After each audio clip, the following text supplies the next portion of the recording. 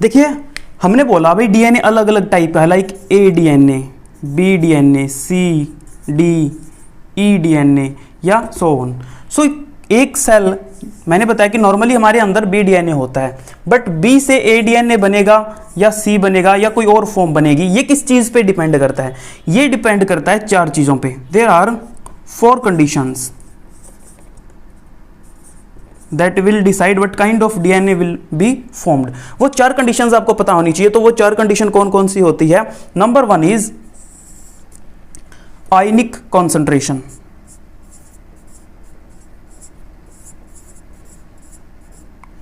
Second thing is moisture content.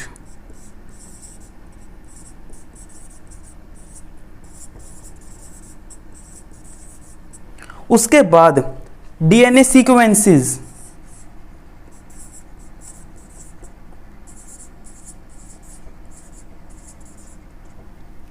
And fourth thing is proteins और enzymes.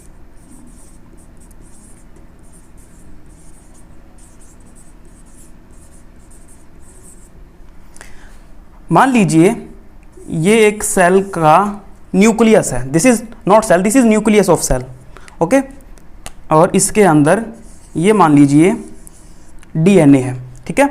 अब इसके अंदर अगर आयनिक कंसंट्रेशन चेंज हो जाए तो इसके अंदर स्ट्रक्चरल चेंज होगा और ये ए डीएनए बन सकता है या सी डीएनए बन सकता है, ठीक है। इसका अगर मॉइस्चर कंटेंट चेंज हो जाए तो भी इनमें से कोई फॉर्म बन सकती है। अगर डीएनए सीक्वेंस कहीं पे चेंज हो जाए, मान लीजिए एक पर्टिकुलर जगह पे, यहाँ पे अगर कंटिन्यूसली ए टी ऐसे रिपीट्स आ जाएं तो उससे भी डीएनए का सीक्वेंस, डीएनए का जो ओवरऑल स्ट्रक्चर होगा उसमें एक मेजर चेंज आएगा। या प्रोटीन्स और एंजाइम्स को आकर के अटैच हो जाएं, जैसे कि रेप्लिकेशन में होता है, ठीक है। तो मान लीजिए इसमें बाहर से कोई, for example this is a protein और यू कैन से कोई एंजाइम है ये, ठीक है। और वो एंजाइम आकर के यहाँ पे ऐसे अटैच हो गया, तो इसके अटैच होने के बाद इसके ओवरऑल स्ट्रक्चर में जो चेंज आएगा वो कोई भी इनमें से कोई भी फॉर्म हो सकती है। इवन एक ही सेल के अंदर भी 2 तरह की फॉर्म हो सकती है। मान लीजिए कि इतना जो डीएनए है यहाँ तक का, हो सकता है ये बी फॉर्म डीएनए शो कर रहा हो, ठीक है। बट यहाँ पे प्रोटीन या आयनिक कंसंट्रेशन चेंज हुई और उसकी वजह से इतना पोर्शन डीएनए का, दिस मच पोर्शन, क्या पता स्ट्रक्चरल चेंज आ गया हो और it has become a DNA, ऐसा भी हो सकता है। मतलब कि एक ही सेल के अंदर अलग अलग जो फॉर्म है डीएनए की वो भी प्रेजेंट हो सकती है, बट नॉर्मल फॉर्म जो है वो बी डीएनए ही है। This is the natural normal form found in normal physiological condition in a cell.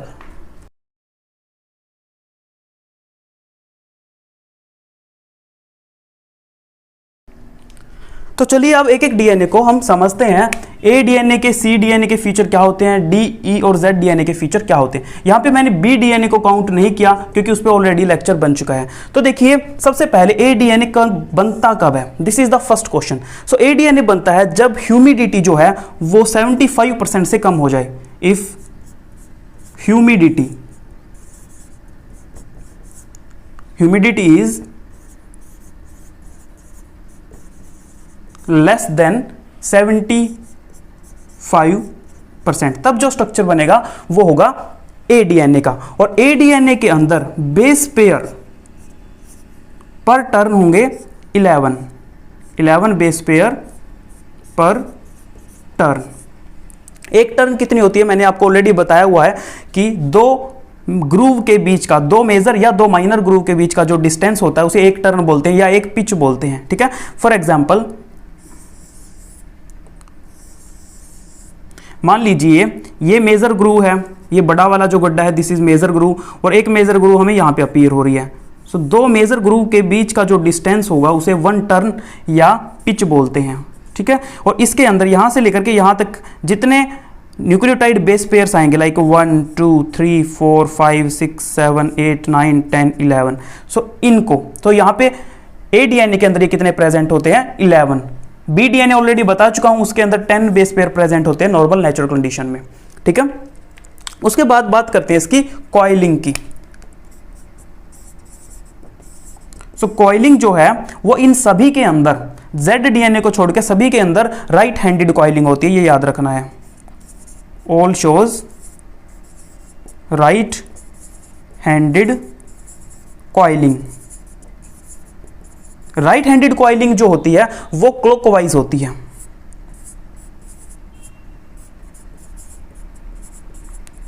Okay, यहां तक की इंफॉर्मेशन अगर नोट कर लियो तो अब आगे बढ़ते हैं। तो देखिए इसका जो डायामीटर है, ए डीएनए का जो डायामीटर है वो है 26 एंगस्ट्रॉम। ए डीएनए का डायामीटर कितना है?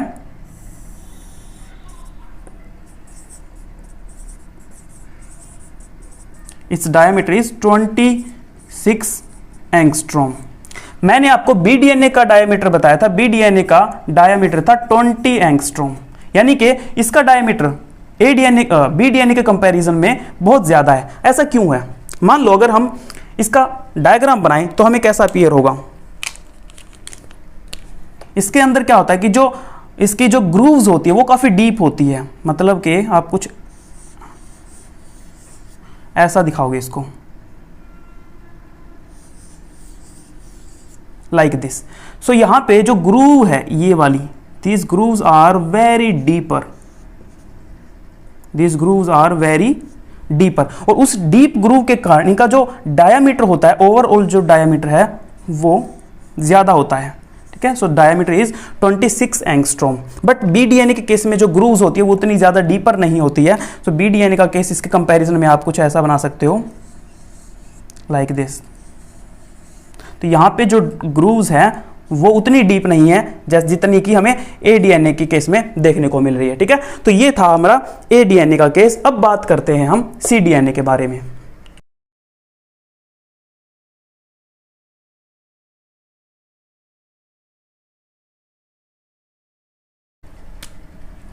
सी डीएनए जो है, सी डीएनए, डी डीएनए, ई डीएनए, ये जो है इनमें से सी और डी जो डीएनए ये बहुत रेयर फॉर्म है। पहली बात, फर्स्ट पॉइंट, यानी कि बहुत कम सिचुएशंस में हमें इस तरह का डीएनए देखने को मिलेगा। ई डीएनए जो है ये मैंने ऑलरेडी बता दिया कि एक इंटरमीडिएट स्टेज होती है। बी डीएनए जब ए डीएनए में चेंज होता है तो उसकी ये क्या होती है? E DNA is the intermediate stage. तो ये भी कुछ देर के लिए रहती है, इसलिए हम इसको भी एक अनस्टेबल फॉर्म या रेयर फॉर्म बोल सकते हैं। ठीक है, तो ये तीनों ही जो है हमारी रेयर फॉर्म्स हैं। अब स्पेशली सी डीएनए के बारे में बात करनी है हमें। तो सी डीएनए के पास दो चार फीचर मैं आपको बताऊंगा, आपको वही ध्यान में रखने हैं। ओनली सी डीएनए। ठीक है, सी डीएनए के बारे में जो पहला पॉइंट आपको ध्यान में रखना है वो ये कि ये 66% मॉइस्चर के टाइम पे बनता है। अगर इसके आसपास मॉइस्चर कंटेंट 66% हो प्लस एक कंडीशन और होना चाहिए, या तो लिथियम आयन इसके आसपास हो या मैग्नीशियम आयन इसके आसपास हो। मतलब कि दो कंडीशन होनी चाहिए। First condition is moisture content should be 66% and the second condition is there should be lithium और magnesium ion, तब बनता है सी डीएनए। तो सी डीएनए के स्ट्रक्चर के अंदर जो बेस पेयर्स होते हैं वो होते हैं 9.3 base pair per turn. Okay, और ये भी as I told you right handed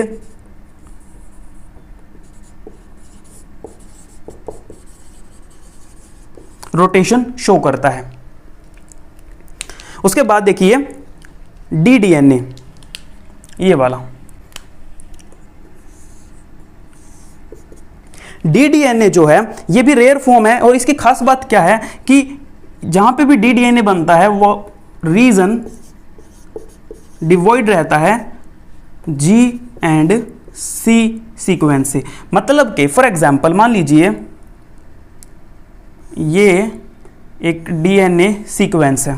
ठीक है, अगर इस डीएनए सीक्वेंस में कुछ जगह पे अगर ए और टी का रिपीट शुरू हो जाए, फॉर एग्जांपल यहां पे ए टी टी ए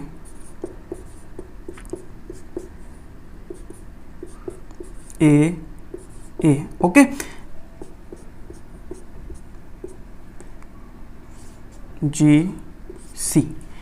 अब GC, अब यहाँ पे देखो इस रीजन के अंदर ये डीएनए का ये जो हिस्सा है यहाँ पे G और C अपीयर नहीं हो रहे हैं। This region is devoid of G and C, so this region is called ddNA।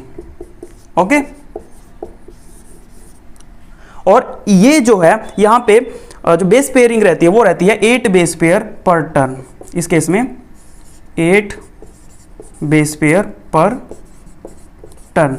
और helix again right handed, actually it is a very small part, तो राइट हैंडेड लेफ्ट हैंडेड वाला कोई यहाँ पे चक्कर नहीं है, तो आप छोड़ भी सकते हो। इसीलिए आप बहुत सारी टेबल में देखोगे कि यहाँ पे लिखा हुआ ही नहीं मिलता भाई राइट हैंडेड है या लेफ्ट हैंडेड है, क्योंकि ये एक छोटा सा पार्ट है सिर्फ डीएनए का जहाँ पे कुछ सीक्वेंस बार बार में रिपीट हो रही है। और मैंने आपको बताया ना कि कौन सा स्ट्रक्चर बनेगा, ये 4 चीज़ों पर डिपेंड करता है। वो 4 चीज़ें कौन कौन सी थी? Ionic concentration, moisture content, DNA sequences and protein और एंजाइम। तो यहाँ पे देखो डीएनए की सीक्वेंस पे डिपेंड कर रहा है, यहाँ पे एक ही तरह की सीक्वेंस बार बार में आ रही है, सो इसका स्ट्रक्चर जो है किस पे डिपेंड कर रहा है? Depends on DNA sequence repeats. Okay, अब बात करेंगे ईडीएनए के बारे में। ईडीएनए जो है, ई का मतलब है इसेंट्रिक डीएनए,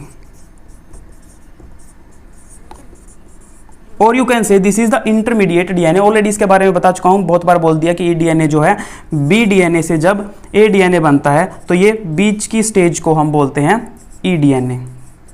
ओके, अब इसके अंदर जो बेस पेयरिंग रहती है वो रहती है 7.5 base pair per turn, but ये बहुत ही कम देर के लिए बनता है, इसीलिए ये मोस्ट अनस्टेबल फॉर्म है, क्योंकि बी डीएनए फटाफट किस में चेंज हो रहा है? ए डीएनए में चेंज हो रहा है, तो बहुत ही कम देर के लिए, बहुत ही कम टाइम के लिए ई डीएनए का फॉर्मेशन होता है, so it is the unstable form of DNA. बस इतना ही इंफॉर्मेशन ध्यान रखना है ई डीएनए का, इससे ज्यादा कुछ ध्यान रखने की जरूरत नहीं आपको। Now let's talk about Z DNA. सबसे पहले हमें देखना है कि जेड डीएनए कब बनता है। जेड डीएनए तब बनता है जब डीएनए के अंदर नेगेटिव सुपर कॉइलिंग होती है या आयन की कंसंट्रेशन ज्यादा होती है। 2 कंडीशन मैंने बोली, एक तो नेगेटिव सुपर कॉइलिंग के टाइम पे, और दूसरा during high concentration of salt. ठीक है, अब ये पॉइंट तो हमें समझ में आ रहा भाई, ठीक है, सॉल्ट की कंसंट्रेशन बढ़ेगी तो जेड फॉर्म ऑफ डीएनए बनेगा, बट नेगेटिव सुपर कॉइलिंग क्या है? सो मान लीजिए ये डीएनए है,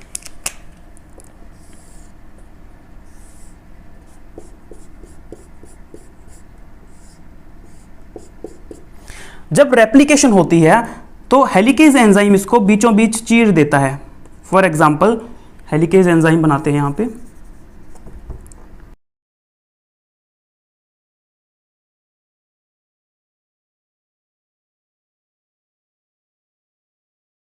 तो ये है अपना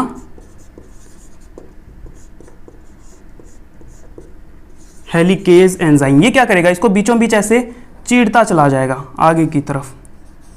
ओके, और जब इसको चीरेगा तो क्या होगा? ये ऐसे फटना स्टार्ट हो जाएगा। मान लीजिए ये 2 डीएनए के स्ट्रैंड है, ओके, और अगर इसको ऐसे बीच में से चीरा जाए एकदम से, रस्सी को मान लो 2 रस्सी के 2 सिरे, उसको पकड़ के एकदम से ऐसे खींच दो, तो आप क्या देखोगे? ऊपर की जगह पे एकदम से बहुत सारी रस्सी इकट्ठा हो जाएगी। तो जहां तक ये सेपरेट होगा वहां तक तो ओके है, कोई प्रॉब्लम नहीं है।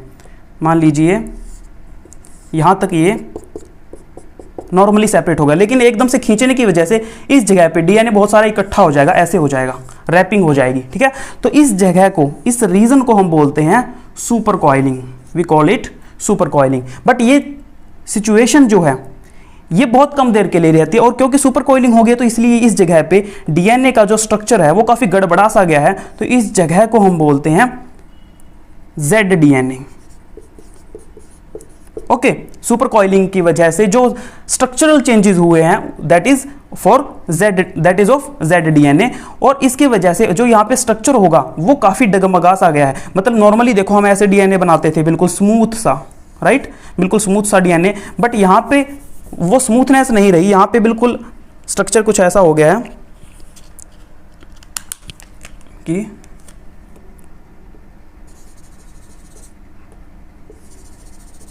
Like this. तो सारे के सारे जो सीक्वेंस थी वो जिगजैग सीक्वेंस हो गई है, और इसीलिए इसको बोलते हैं जेड डीएनए, क्योंकि यहां पे जो सीक्वेंस होती है वो कैसी हो जाती है, zigzag.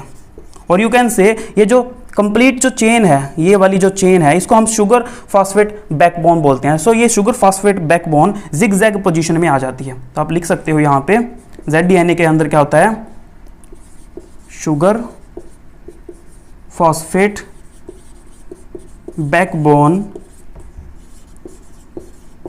appear in zigzag condition, okay, that is why it is called ZDNA। अब ZDNA जो है ये मैंने बताया कि लैब कंडीशंस में ज़्यादातर बनता है, तो इसके अंदर जो हमें रोटेशन देखने को मिलती है वो क्लॉकवाइज ना होके, मैंने बताया कि इन सभी में क्लॉकवाइज या राइट हैंडेड हमें कॉइलिंग देखने को मिलती है, बट जेड डीएनए ऐसा नहीं है। जेड डीएनए के अंदर हमें जो कॉइलिंग देखने को मिलती है वो होती है लेफ्ट हैंडेड कॉइलिंग।